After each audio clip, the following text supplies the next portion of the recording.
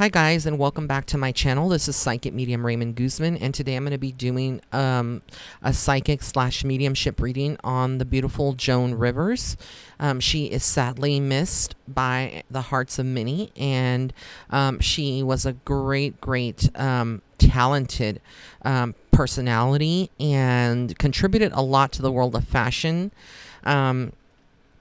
For those of you that are not aware, prior to her, her passing, she was involved in, and I believe it was on the E Network, and she had her own like fashion show, and you would always see her on the red. I would always see her on the red carpets. People would see her on the red carpets, interviewing celebrities about their outfits, things like that. She did everything, and so I'm here today because a lot of people have been asking to hear from her. There's a lot of people that think that she faked her death. And I won't say a lot, but a lot of conspiracy theorists that she faked her death and that she's still alive somewhere. But I'm here to squash those rumors and kind of give you the tea from Joan and from my spirit guides. First of all, I will say this. I feel like Joan was just Joan, and people thought that she was being kind of like, what's the word? I don't want to disrespect her or her family, her daughter Melissa, or Cooper, or any of the other family members. But what some people considered her to be kind of crude, or not so much crude, but kind of bitchy. Let's just say that, right? But I don't feel like that is actually who Joan was. Like she wasn't trying to be that way. She was just a very outspoken soul here on earth, and that's what is coming across when I connect to her. Now she's a character, because when I'm connecting to her, what I'm seeing her is like she's just like decked out in her jewelry. Like she liked big statement pieces, and I'm seeing her nails. Her nails are like a reddish, kind of like a dark color. It looks like a Merlot kind of color, and she is sitting in a pantsuit. Like she's so like fashionable, even up in heaven, and that's what she's coming across as. And she's joking and talking about how her nails were everything. Her nails, her hair, and if she broke a nail, she was always like talking about getting her nails done and focusing on the appearance.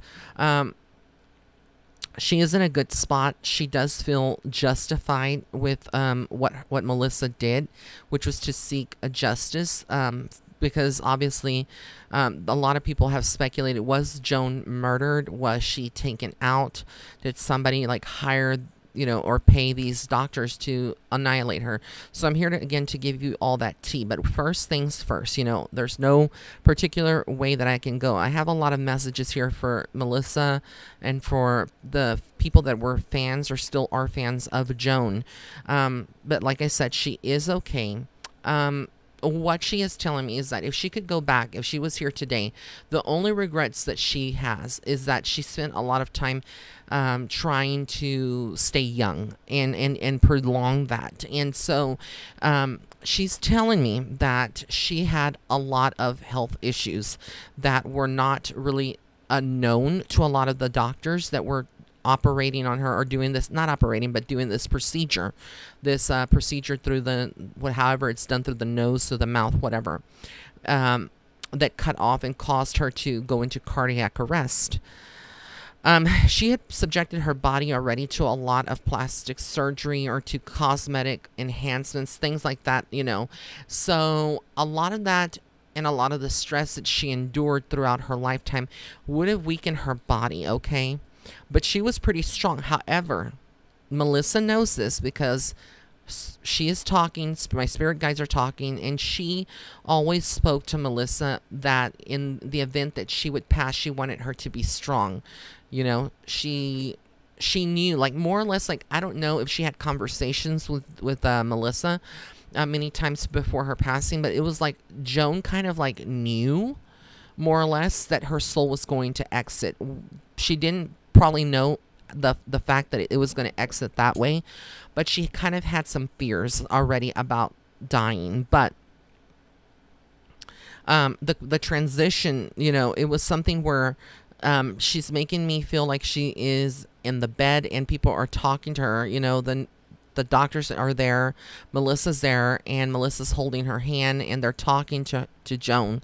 So again, there was a lot of conversations that she's saying that she heard from Melissa, and she knows that Melissa took this very hard. She didn't want her to go through all of this, but the love that Melissa had and Cooper had for her was what kept her kind of hanging on, even though there was like life support, that kind of stuff going on for for the time that she was in the hospital after this procedure went botched.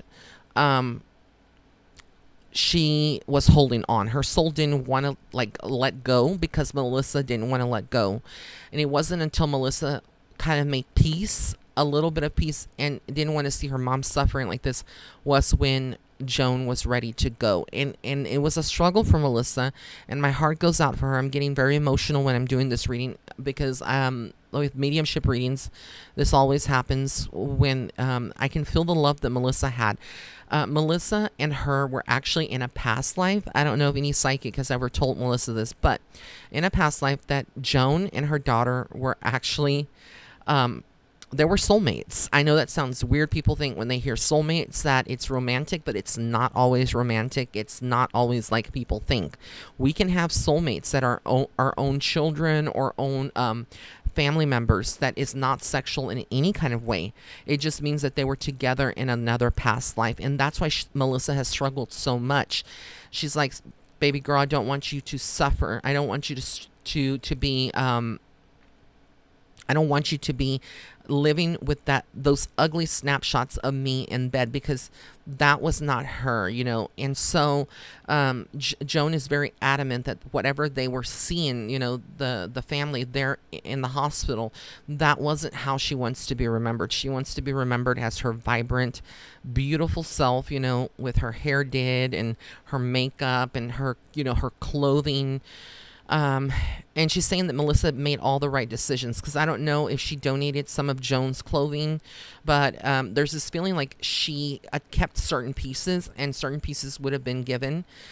She's also talking about, I don't know if this was like if they had gone to the Eiffel Tower or Paris, but there is this memory that because when I'm doing these readings, I have to kind of explain to the audience what I'm seeing, because people are like, you're making this up, and I'm not making this up. These are actual energetic snapshots of what I see. So she's showing me like this I don't want to call it like a Riviera, but I don't know if this was like, it's somewhere in Europe. If it's not France, it's like Italy, but it's like this Riviera, and I keep hearing French Riviera, and so I see this kind of scenic route, and I see like some cafes on the outside that would have served cappuccinos, and like tables, these little round tables, and people sitting on the outside.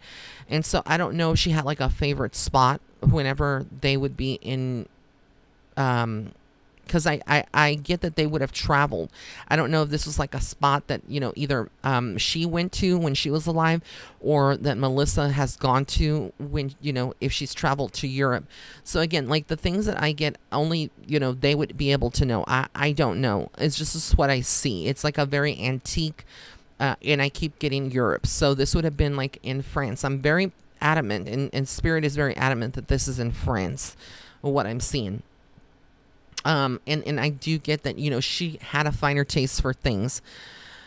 But going back to the procedure and whether or not, did somebody murder Joan? I think that's the question that everybody wants to know.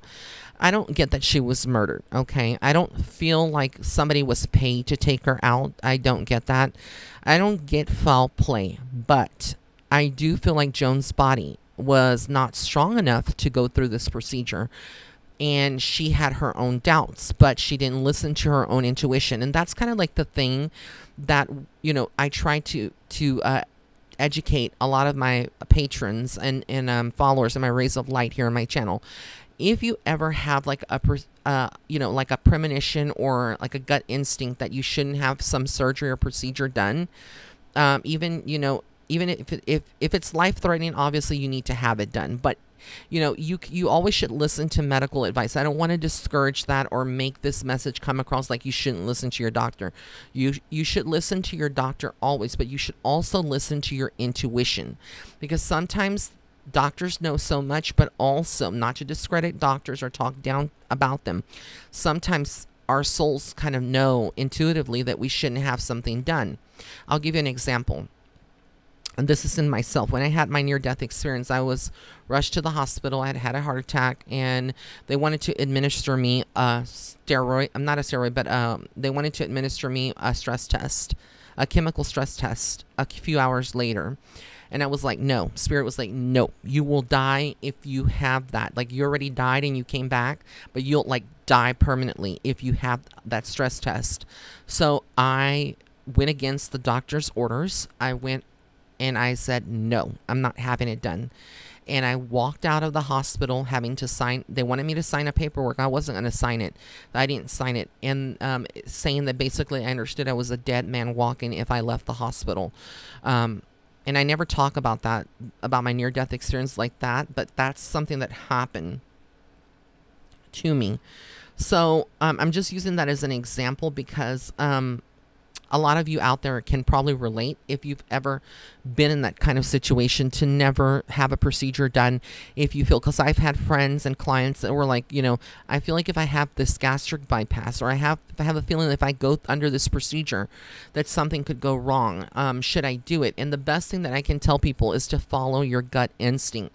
In this case, like I said, she knew that she kind of had her body wasn't in the best health. I feel like there was like pre-existing conditions. I'm not going to talk about them out of respect, but I do feel like if she would have followed her intuition, that this could have been prevented.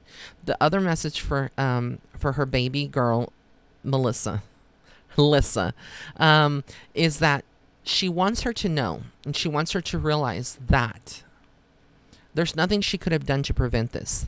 Even if she would have, you know, gone, because I feel like there was a moment that she was very angry or upset with Joan for leaving. Like, I feel like she's just like, I don't understand, mother, why you went through with this, or I don't understand why you're not here, you know, and you don't get to see everything that's going on. And she sees everything that's going on. So there is a lot of this that regret that I feel like Melissa holds on to. Melissa's actually a very good soul, a very sweet person. I feel like, you know, this was like a part of her soul dying. Like I said, going back, they were soulmates. So that connection is never ending. Melissa will be reunited with her one day. But in the meantime, every time she thinks of her mother, every time that she sees a picture of her mother, I feel like she has photos on her phone of her mom. Something about like a screensaver as well. And maybe some photographs of her paintings, things like that. Every time that she thinks of her or thinks of her mom's favorite perfume, all of that is Joan's soul with her, and she is a guiding force in Melissa's life. Okay, so there's a lot of things going on financially with Melissa right now, a lot of decisions. I don't know, she's involved in some legal issues again, but these are things that Joan is talking about and is bringing forth. It's almost like there is a period of time that Melissa is going to be going through some hard decisions and dealing with difficult people in her life. This could be playing out now or in the near future, but I see a lot of bickering, a lot of, you know, people that are just being ugly to her, and she wants her to remember that even though she feels trapped, that there is a solution, and she's going to come out of this. She may feel like, I feel like these are friendships that are actually, or maybe business contracts slash friendships that are kind of like in between, where they're kind of like business mixed with pleasure, kind of something like that. But basically, she needs to be very strong. And again, I feel like with her money is concerned, to not jump into anything or signing anything without having a good lawyer present all the time here on out. There's going to be a period where Melissa goes through a lot of loneliness and feeling like she doesn't want to deal with other people, you know, even though they are, some of the people there that are in her inner circle, some of them are not real friends. They're not real with Melissa, and I think Melissa is very intuitive. She will put this together, and with her mother is a guiding force in her life, so I'm not really worried about that. I feel like she is getting to a point where she doesn't care if she's judged by other people, because I feel like a lot of times people have tried to say, well, you wouldn't be where you are if it wasn't for your mother's, you know, and kind of like trying to make her feel like she lives in her mother's shadow, or that she was her mother's shadow. And that's not the case. Melissa is very talented, and she has her own career and her own accolades and stuff, you know, her own accomplishments. Her mom is very proud of her. You know, that's the one thing that I get, is that Joan is very, very, very, very proud of her. And I don't know what this thing was about the emerald. And she's like referring to Elizabeth Taylor's commercial of White Diamonds. So I don't know like what was that about, but it's something that she keeps talking about, and she's showing me an emerald, and she's also talking about Elizabeth Taylor. And I actually feel like they are on the other side together, Elizabeth Taylor and Joan Rivers. I know that sounds very weird to a lot of people. People would be like, well, why are you bringing up Elizabeth Taylor? Well, because I see White Diamonds perfume bottle, like literally, and I see I see Elizabeth Taylor with her. So these are the things that I cannot make up. These are the things that I see from spirit. I know a lot of people that are listening may not, you know, they can't see what I'm seeing. Some people may have their own visions, and so a lot of this may sound like crazy talk, but this is spirit, and that's the messages that I get. This is the reading that what I was able to channel from Joan's soul.